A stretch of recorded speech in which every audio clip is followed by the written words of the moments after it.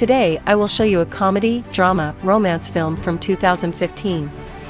Titled The Lobster. Spoilers ahead. Watch out and take care.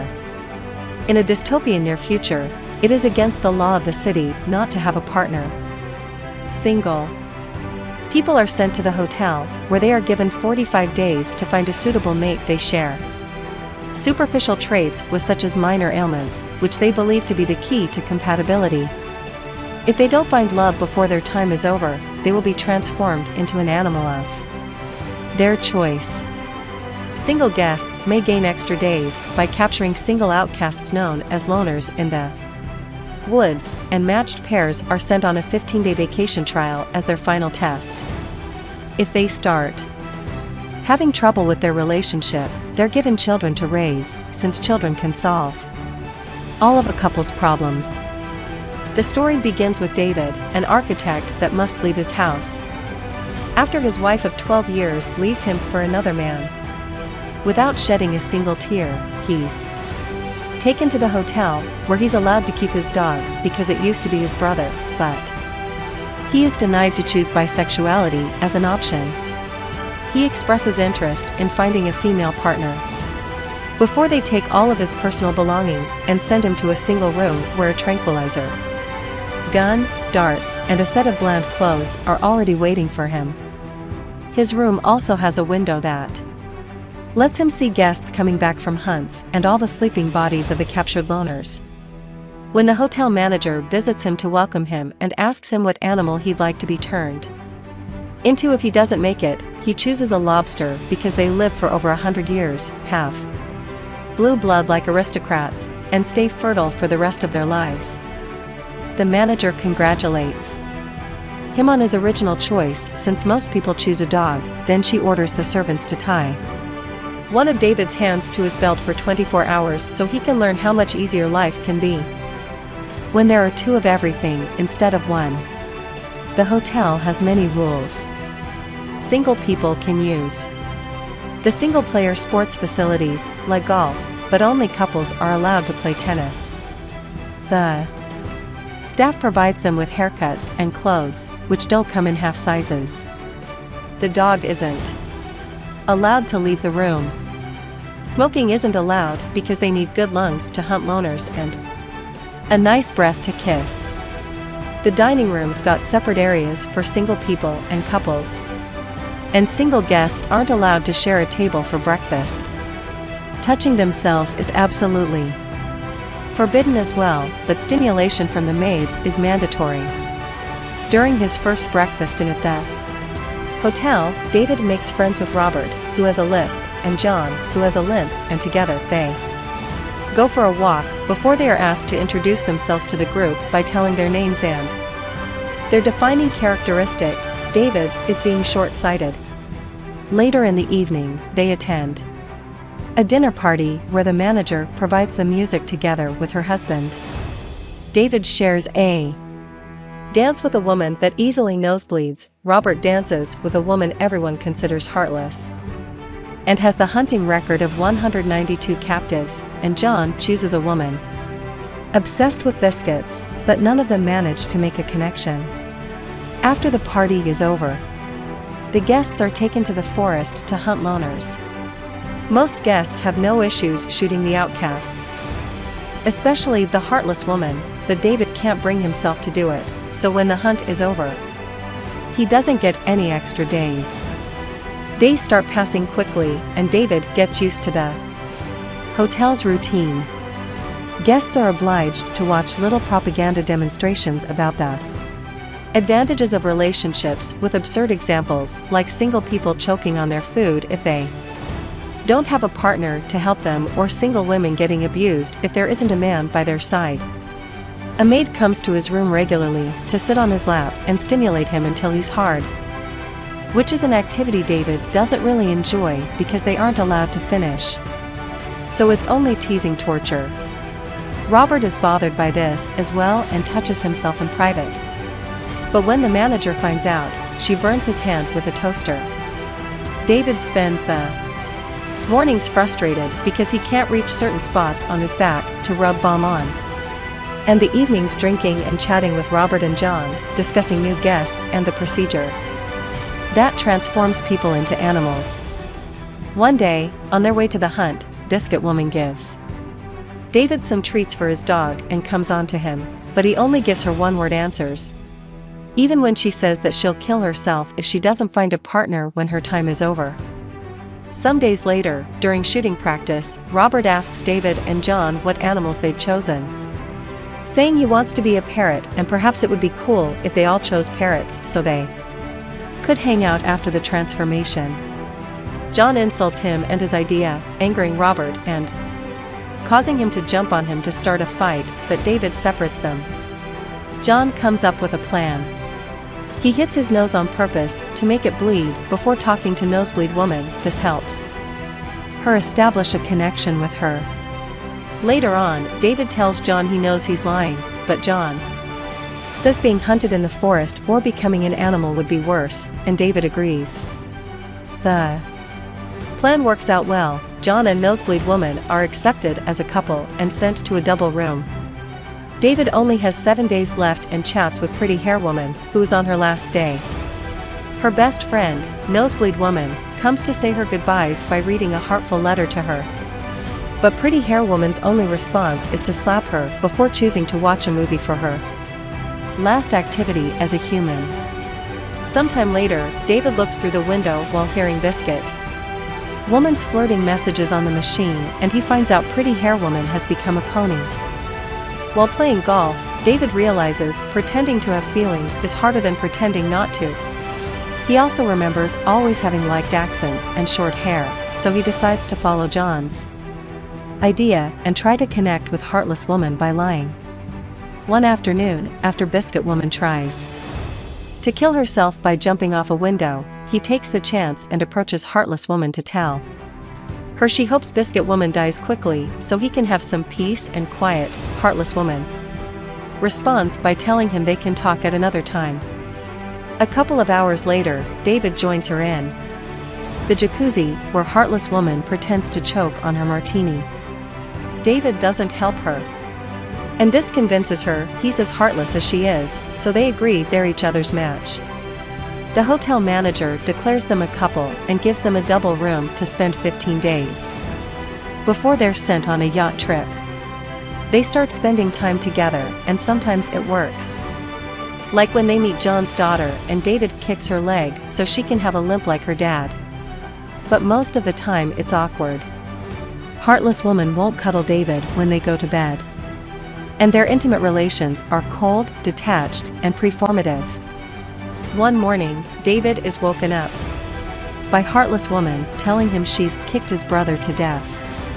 At first, David pretends it doesn't matter, but he breaks down as soon as he enters the bathroom and sees the dog's body.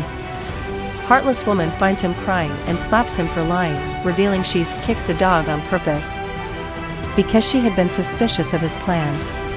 Since relationships can't be built on lies, she decides they must tell the manager about this so he can be punished by being transformed into an animal nobody wants to be. David is dragged through the hotel hallways, but as soon as he gets the chance, he hits Heartless Woman and runs away. She immediately starts chasing after him, only to be misdirected by a maid who has hidden David in a room, using a tranquilizer gun from that room. He comes out and shoots Heartless Woman before dragging her unconscious body away with the help of the maid, who tells David to shoot her as well so they won't suspect her. David does so before taking Heartless Woman into the transformation room to transform her into an animal, which is a better option than killing her or torturing her while she's sleeping and unable to feel the pain. Afterward, David escapes the hotel and runs into the forest where, after a night spent alone, he's found by a group of loners. The leader allows him to join them and gives him a hug.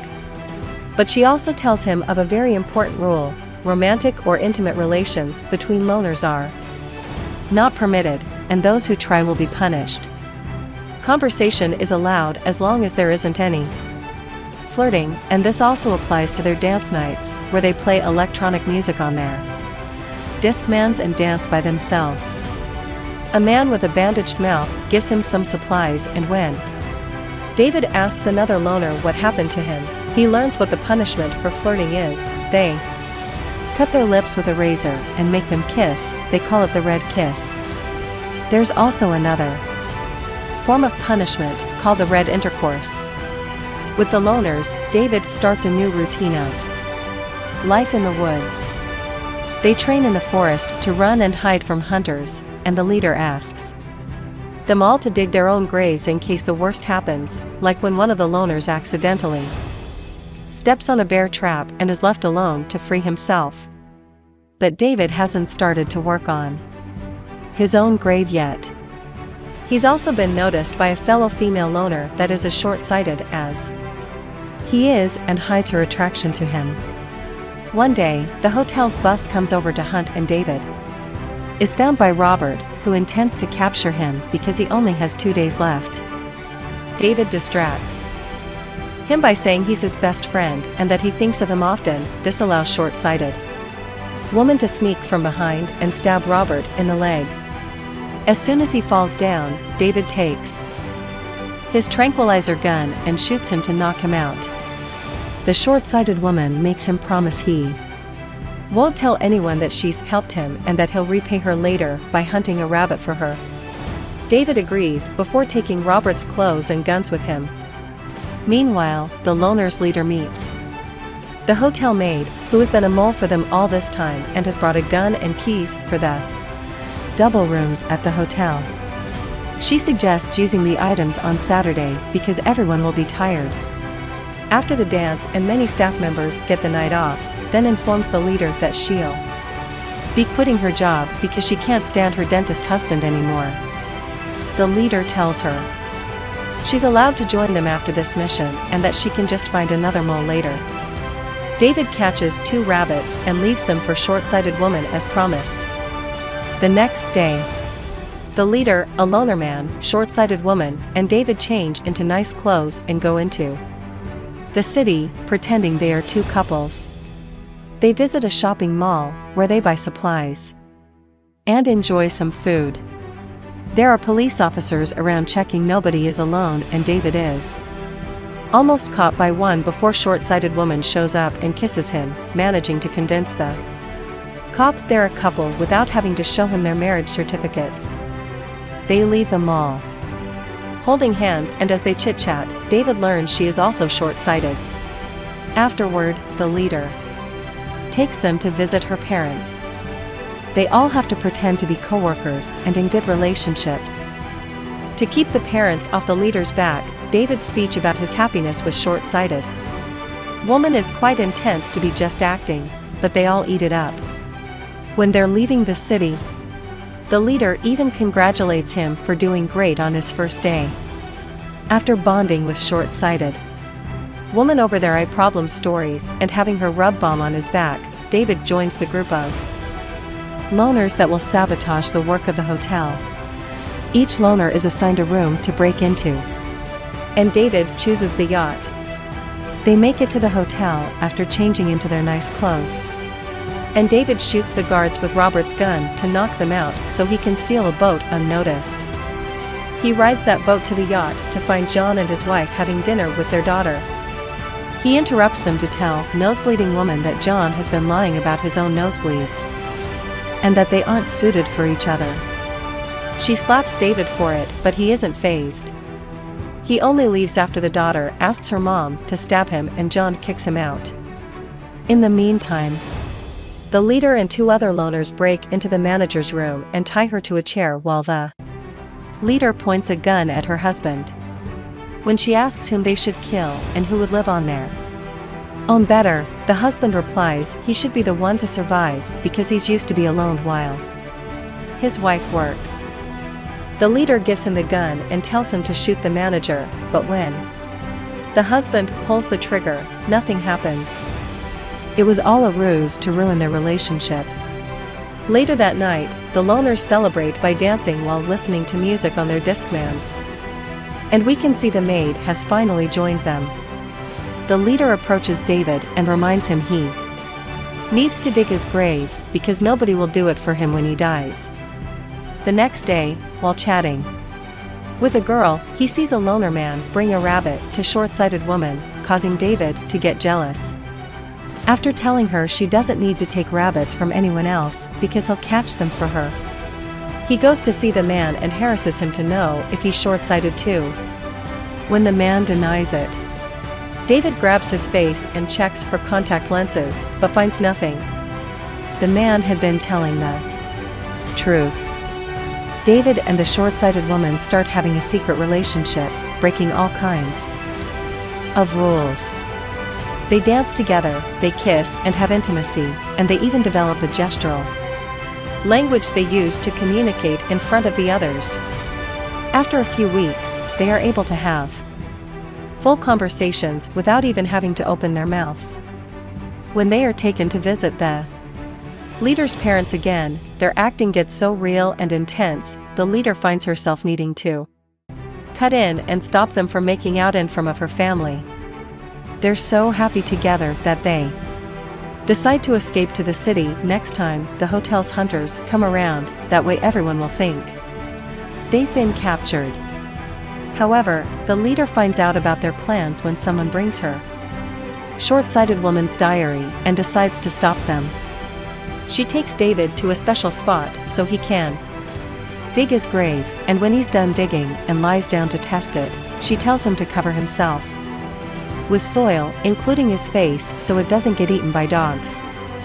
Afterward, she and another loner take short-sighted woman to the city to get eye correction surgery, which short-sighted woman is very unsure about.